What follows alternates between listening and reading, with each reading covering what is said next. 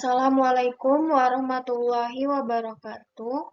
Sebelumnya izin memperkenalkan diri, nama saya Rima Amalia Cahya dengan NPM 2253031002. Di sini saya akan menyampaikan materi tentang peran akuntansi sektor publik dan mensinergikan konten atau bahan kajian tersebut ke dalam mata pelajaran ekonomi.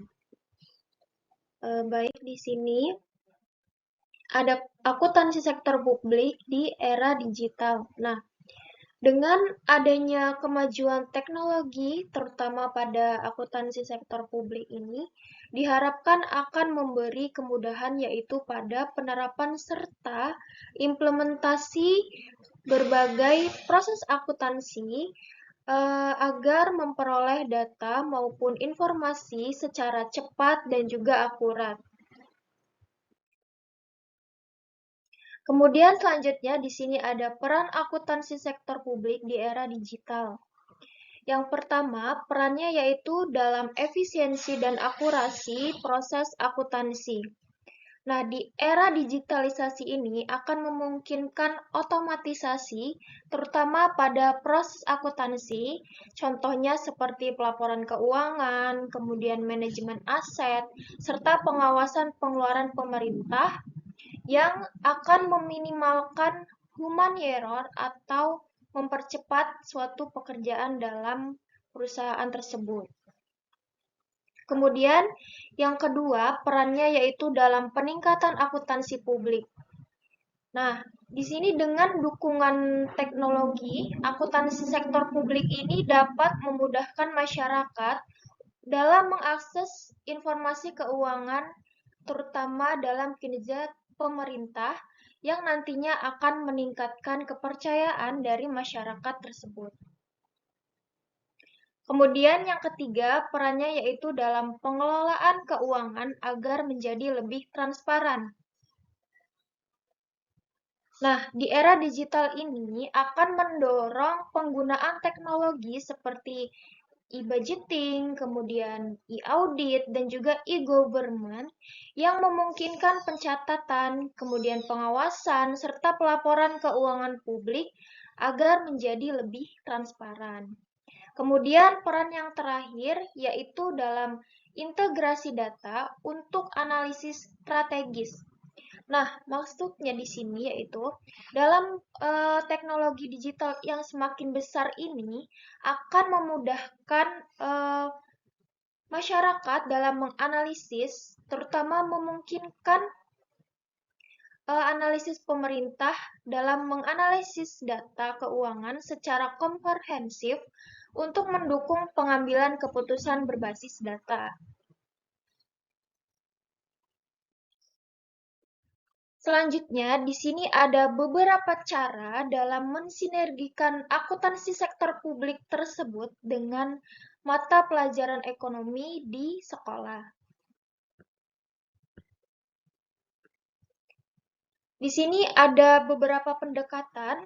Yang pertama, pendekatan yaitu dalam mengintegrasikan ke dalam kompetensi dasar.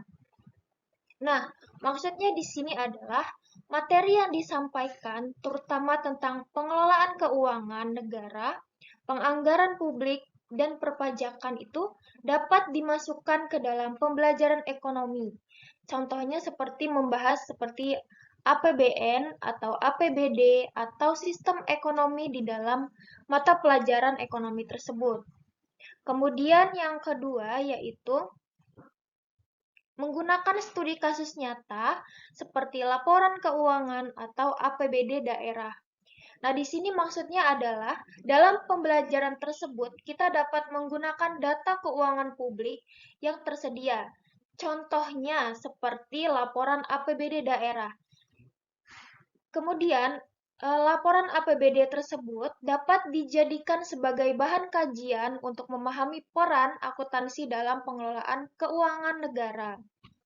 Kemudian yang ketiga yaitu menggunakan atau mengaplikasikan teknologi digital pada proses pembelajaran.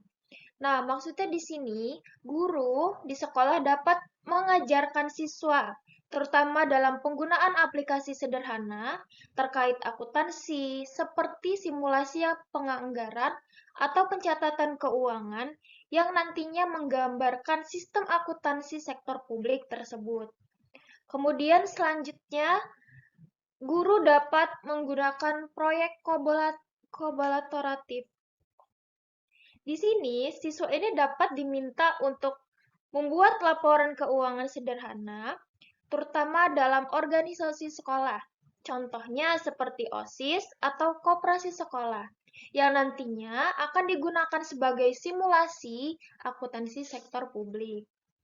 Kemudian yang terakhir, guru dapat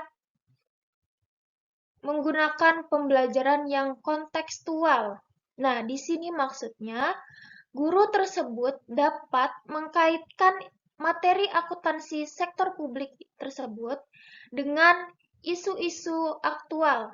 Contohnya seperti transparansi anggaran, kemudian pengelolaan pajak, atau korupsi.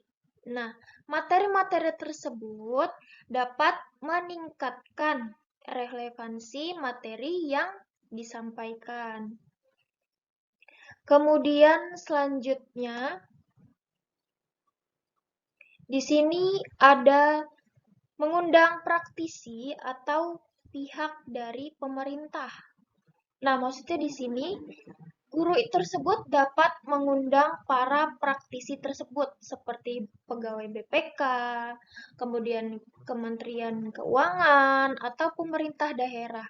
Nah, tujuannya yaitu agar siswa tersebut itu dapat memahami atau belajar secara langsung dengan pegawai praktisi tersebut, terutama dalam pembelajaran atau penerapan akuntansi sektor publik secara langsung.